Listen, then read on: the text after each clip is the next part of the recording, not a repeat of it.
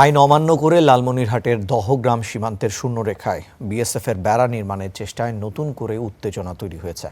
এতে স্থানীয়দের মাঝে ছড়িয়ে পড়েছে আতঙ্ক, কেননা ছিটমহল হিসেবে পরিচিত দহগ্রাম প্রবেশের জন্য ব্যবহার করতে চায় ভারত।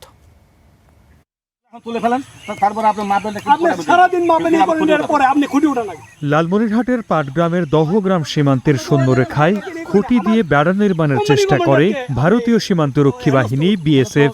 এর 4 দিন আগে একই এলাকায় চলে একই রকম চেষ্টা, তবে বিজিবির বাধায় তা পণ্ড হয়ে যায়।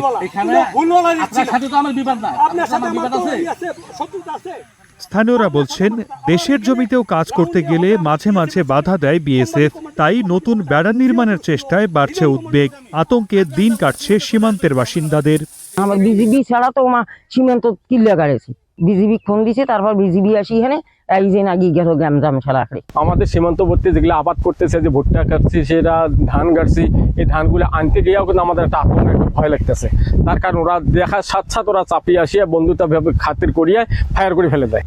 দহগ্রাম বাংলাদেশের একটি ব্যতিক্রমী ও কৌশলগত গুরুত্বপূর্ণ এলাকা। মূল ভূখণ্ড থেকে বিচ্ছিন্ন এই জনপদে প্রবেশ করতে হয় ভারতের ভূখণ্ড ব্যবহার করে 3 বিঘা করিডোরের মাধ্যমে।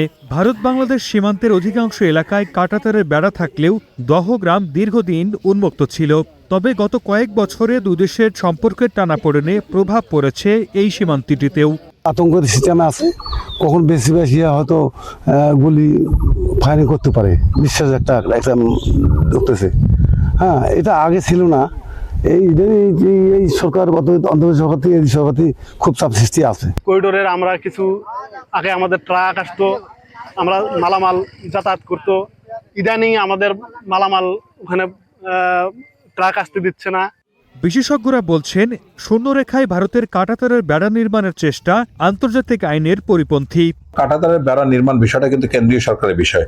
সেখানে আমরা রাজ্য সরকারকে, পশ্চিমবঙ্গ রাজ্য সরকারকে অতি উৎসাহী হয়ে যেভাবে পদক্ষেপ নিচ্ছে, এটা সম্পর্ক ভালোর দিকে যাবে না। এই সম্পর্ক যদি ভালো না হয়, তাহলে ভারত বাংলাদেশ উভয় দেশই ক্ষতিগ্রস্ত হবে। এটাকে কঠোরভাবে কূটনৈতিকভাবে এটা প্রতিরোধ করতে হবে বলে আমি ধারণা করছি। 22.68 বর্গ কিলোমিটার আয়তনের দহগ্রামে প্রায় 20,000 মানুষ বসবাস করেন। Desk report, star news.